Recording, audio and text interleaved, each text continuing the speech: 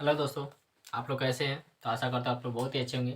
पिछले वीडियो में आपको स्वर संधि का अपवाद जो चैप्टर है, कितने अपवाद होते हैं, तो 3 टाइप्स होते हैं, वो 3 प्रकार के बारे में चर्चा पूरी विस्तार से एक ही वीडियो में आपको कर दिए हुए थे, है ना। तो हमको पूरा उम्मीद है आपको वह क्लास समझ में आया होगा। और आज का जो मेरा टॉपिक है, संधि का दूसरा पार्ट है, जिसका नाम है व्यंजन संधि। इसके बारे में पूरी विस्तार से चर्चा करेंगे। इसके प्रकार के बारे में बताएंगे, कुछ प्रकार के बारे में, उसके प्रकार के बारे में बताएंगे, 1-2 प्रकार।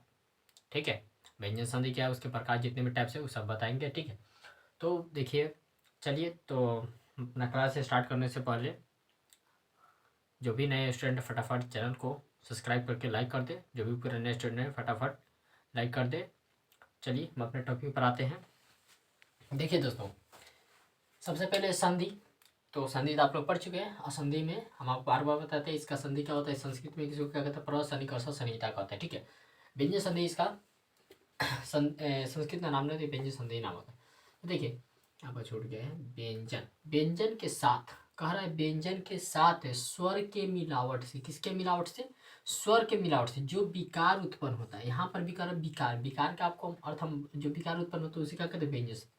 तो यहाँ पर कह रहा है स्वर के मिलावट से व्यंजन के साथ, माने कि व्यंजन बन रहेगा और स्वर बन रहेगा, दोनों के मिलने से जो विकार उत्पन्न होता है उसी को क्या कहते हैं, व्यंजन संधि कहते हैं। आपको एक चीज क्लास इससे पहले आपको एक चीज बताए हुए थे, विकार का अर्थ बताए हुए थे। विकार का अर्थ क्या होता है? जब 2 अक्षर जोड़कर जो जिस न्यू अक्षर का, नया अक्षर का निर्माण करता है उसी को क्या कहते हैं हम?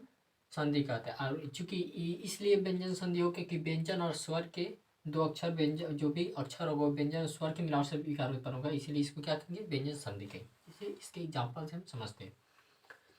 जैसे यहाँ पर देखिए,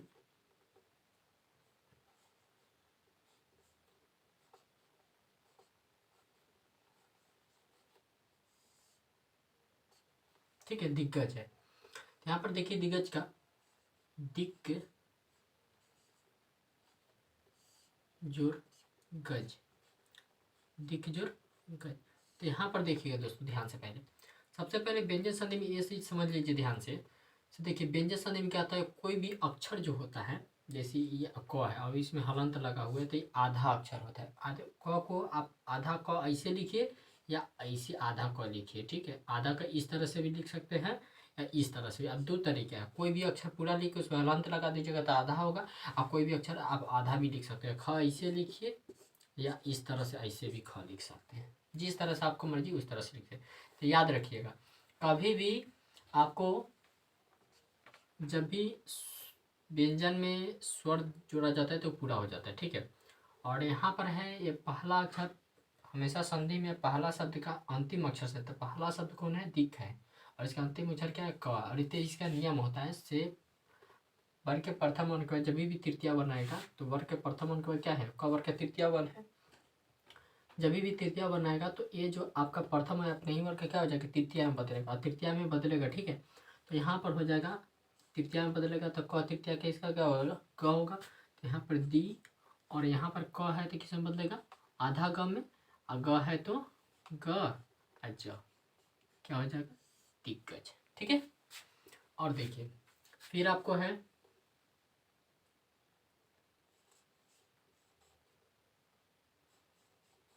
अजंत। ठीक, अजंत, इसका संधि विच्छेद कीजिएगा तो क्या होगा? अचजुर अंत। क्या होगा? अचजुर अंत। तो यहाँ पर हम आपको डिफिनेशन में बताए हुए थे, से व्यंजन के साथ स्वर के, मतलब व्यंजन संधि में क्या होता है, अधिकतर आपको दोनों तरफ व्यंजनी अक्षर आएगा। देखिए यहाँ पर क्या था? क था, तो क क्या है? व्यंजन है, और यहाँ पर क्या है? ग है, तो दोनों तरफ व्यंजन। लेकिन अधिकतर ज्यादातर व्यंजन है दोनों तरफ है। कभी कभार आपको आता है इधर आपको 100% व्यंजन आ गया, इधर ही आपको कभी कभार आ जाता है स्वर, जैसे अभी आ गया अचजुर अंत। तो यहाँ पर देखिए इसीलिए इसका डिफिनेशन है व्यंजन के साथ, सॉरी, व्यंजन के साथ स्वर के मिलावट से। व्यंजन के साथ स्वर के मिलावट से जो विकार उत्पन्न होता है, व्यंजन और स्वर के जो मिलाने पर जो नया अक्षर बनेगा उसी को कह रहा है विकार उत्पन्न होता है, उसी को हम लोग क्या कहते हैं? व्यंजन संधि कहते हैं। तो यहाँ पर है अच, और यहाँ पर क्या? स्वर। तो जब भी आपको हम बताए हुए थे, अब तो स्वर संधि पढ़े हुए थे, अच, और जब भी अच्छा वर्ग के बाद है, कभी भी किसी वर्ग का तृतीया चतुर्पंच या स्वर बना है तो ये प्रथम वर्ग अपने वर्ग का क्या हो जाता है? तृतीया। तो तृतीया होगा, तो तृतीया देखिए कोई भी अक्षर का, ये क्या है? क, ख, ग, घ, अंग। तो देखिए आपको हम बताते हैं, 1 नंबर पर है तो इसको प्रथम वर्ण, ठीक है। 2 नंबर पर है तो तृतीया, द्वितीया, 3 नंबर पर है तो तृतीया कहेंगे, 4 नंबर पर है चतुर्थ, 5 नंबर पर पंचम। तो ये आप समझिएगा, क वर्ग का तृतीया क्या हो जाएगा ग, क वर्ग का चतुर्थ क्या हो जाएगा तो घ, क वर्ग का प्रथम क्या हो जाएगा तो क हो जाएगा, द्वितीय क्या हो जाएगा तो ख, पंचम क्या हो जाएगा तो अंग। तो उसी तरह च वर्ग का है, इतना समझ रहे हैं। तो इसलिए आपको, हमको मालूम है, इतना आपको बताना नहीं पड़ेगा क्योंकि आप लोग को मालूम होगा, ठीक है। तो यहाँ पर देखिए किसी वर्ग का जब, हाँ, तो कोई भी व्यंजन में यदि आप स्वर जोड़ते हैं ना, तो वो जो अक्षर यदि आधा होता है तो पूरा हो जाता है। ये आधा च है तो इसमें अ जुटेगा ना तो ये पूरा ज हो जाएगा, ठीक है। ऐसे भी आपको हम तो नियम है इसका से, वर्ग के प्रथम वर्ग का यदि स्वर आता है तो वर्ग का प्रथम और अपने वर्ग का तृतीय हो जाता है। तो तृतीय च वर्ग का क्या होगा, आधा ज होता है। क्यों? क्योंकि आधा हलंत है इसलिए आधा ज होता है। अब यहाँ पर स्वर था ना तो ये अ जुटा है तो ये पूरा ज बदल गया, और उसका बिंदु है तो बिंदु दे देंगे, तो है तो दे दिए, तो क्या हो गया अजंत हो गया। क्या हो गया अजंत, ठीक है। उसी तरह से इसका बहुत सारा प्रकार है, ठीक है। चलिए तो फटाफट, अभी आपको नहीं समझ आएगा, अभी इसका प्रकार अगर सब पूरा डिटेल पढ़ेंगे तो आपको समझ आएगा। फटाफट पहले इसकी स्क्रीनशॉट लीजिए, फिर उसके बाद प्रकार के बारे में पूरी विस्तार से चर्चा करेंगे, ठीक है। जल्दी अब देखिए दोस्तों, व्यंजन संधि का प्रकार की बात कीजिएगा तो व्यंजन संधि का कन्फर्म जो होता है प्रकार नहीं होता, अनेक प्रकार होता है, बहुत सारा प्रकार होता है। लेकिन कभी भी कहीं भी बुक में आप उठा के देख लीजिए या गूगल पर सर्च मार के भी देख सकते हैं, व्यंजन संधि का प्रकार का कन्फर्म नहीं है, अनेक प्रकार होता है, बहुत सारे प्रकार होता है। हाँ, स्वर संधि का कन्फर्म है, जो आपको 5 को प्रकार होता है वो भी हम आपको बताए वो किए हैं, ठीक है। और व्यंजन संधि के प्रकार की बात किया जाए तो इसमें कन्फर्म नहीं होता है, अनेक प्रकार होता है। और व्यंजन संधि का अनेक प्रकार होने के कारण जो इम्पोर्टेंट होता है, महत्वपूर्ण होता है परीक्षा की दृष्टि से, उसको आपको क्लास कराया जाता है कोई भी टीचर। इसलिए हम आपको लिखे व्यंजन संधि के प्रकार, तो व्यंजन संधि का कन्फर्म प्रकार सीधे लिखे अनेक प्रकार, बहुत सारा है, इसलिए हम आपको बहुत सारा अनेक प्रकार लिखा है। पहला है अस्तो, ठीक है, दंती स है, तो है अभिसर्ग, अस्तो, तालाबे स चूना, अश्चूना, और फिर आधा तालाबे स है चू है अभिसर्ग, तो इसका नाम पड़ता है अस्तो, अश्चूना, अश्चू, ठीक है। दूसरा का है आधा मूर्धन्य है टू अना, फिर आधा मूर्धन्य टू अभिसर्ग, अष्टूना, अष्टू, क्या नाम है अष्टूना, अष्टू। तीसरा नाम है झलाम यशो अंते, इसको जिसे ऐसे दी इसको अ पढ़ते हैं संस्कृत में, इसको क्या पढ़ते हैं अ, आपको उस दिन पता है इसको लुप्तकारी चिन्ह पर इसको अ पढ़ते हैं, ठीक है। तो इसको झलाम यशो अंते क्या पढ़ेंगे, झलाम यशो अंते, ठीक है। इसको पढ़ेंगे यरो, तो यरो बोलने में आइए जा रहा है, तो यरो सीधे बोलिए यरो, इसको अनुनासिके, अनुनासिके, फिर अनुनासिके वाह, क्या पढ़ेंगे यरो अनुनासिके, अनुनासिके वाह, ठीक है। पांचवा प्रकार की बात कीजिएगा तो पांचवा प्रकार है इसका, इसको हम बताए हुए थे अभी आपके यहाँ पढ़ने के लिए अ, ठीक है। पांचवा प्रकार है इसका मो, मो अनुस्वार, इसको मो पढ़िए आ, इसको अनुस्वार विसर्ग अमो अनुस्वार, ठीक है।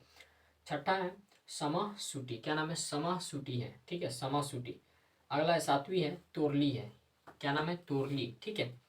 आठवां प्रकार की बात कीजिए सस छो टी है, क्या नाम है सस छोटी, छो और टी छोटी है, ठीक है।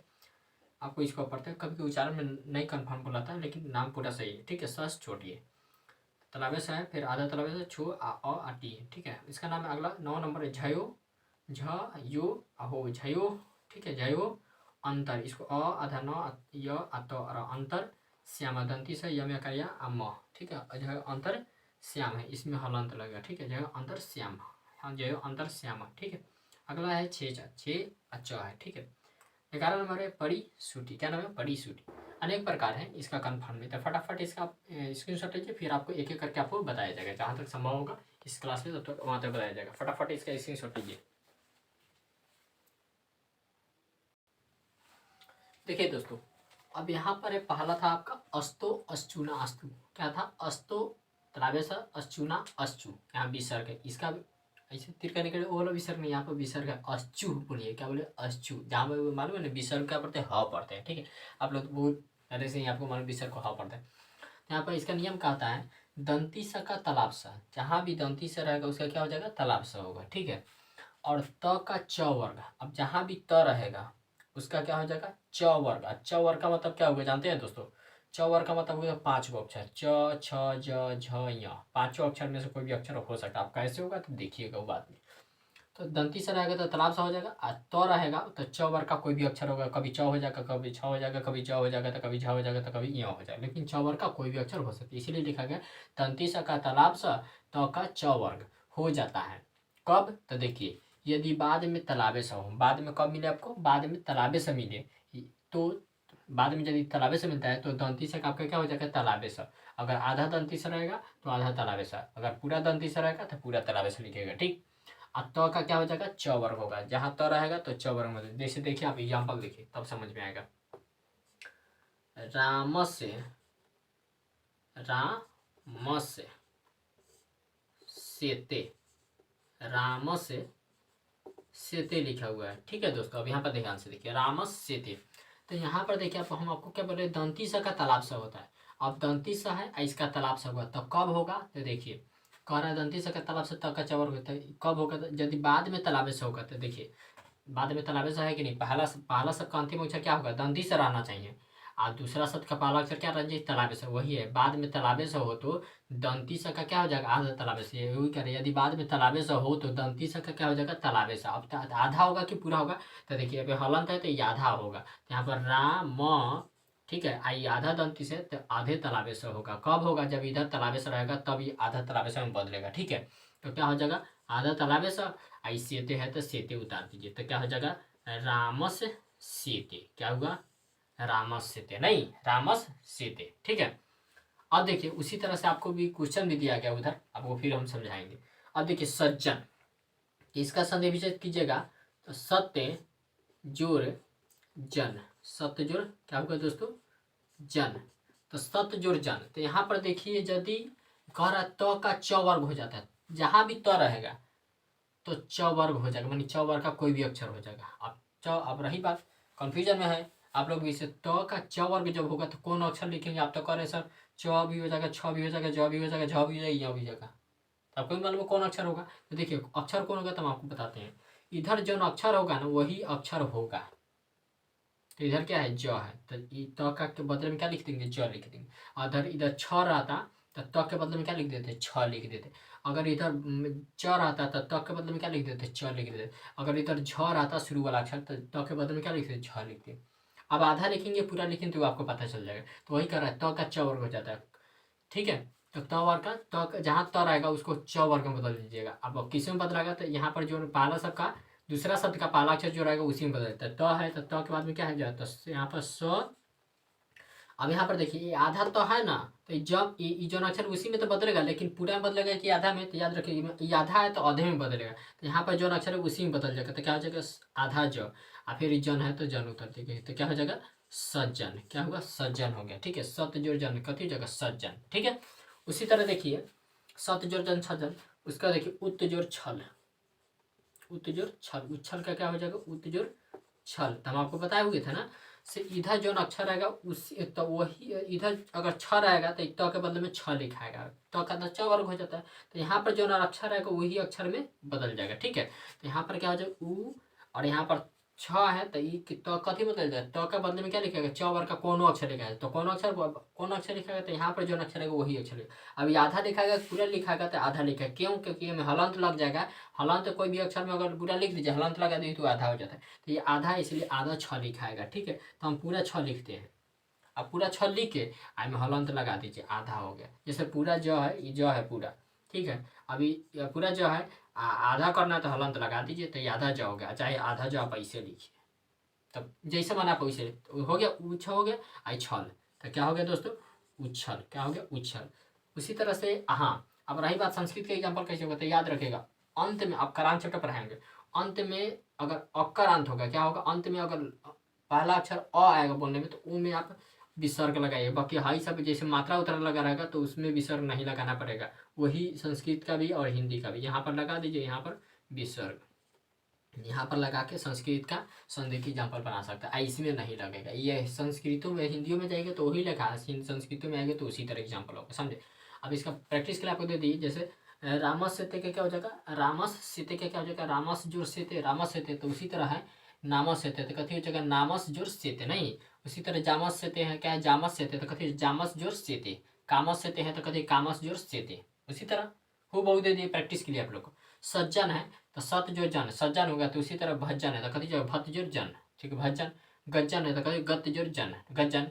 मज्जन है तो मत जोर जन, क्या हो जाएगा मज्जन। मच्छल है तो उछल से दे दिए हैं तो उत जोर छल उछल, तो मच्छल का क्या हो जाएगा मत जोर छल, क्या हो मच्छल। सच्छल का क्या हो जाएगा सत्य जोर छल, क्या हो जाएगा सच्छल। बच्छल का कहते हैं बत जोर छल बच्छल। प्रैक्टिस कर लीजिए दीदी। तो हमको पूरा विधि आपको समझ आए, फटाफट इसी शॉर्ट लीजिए, फिर आपको आगे हम बताते हैं जल्दी।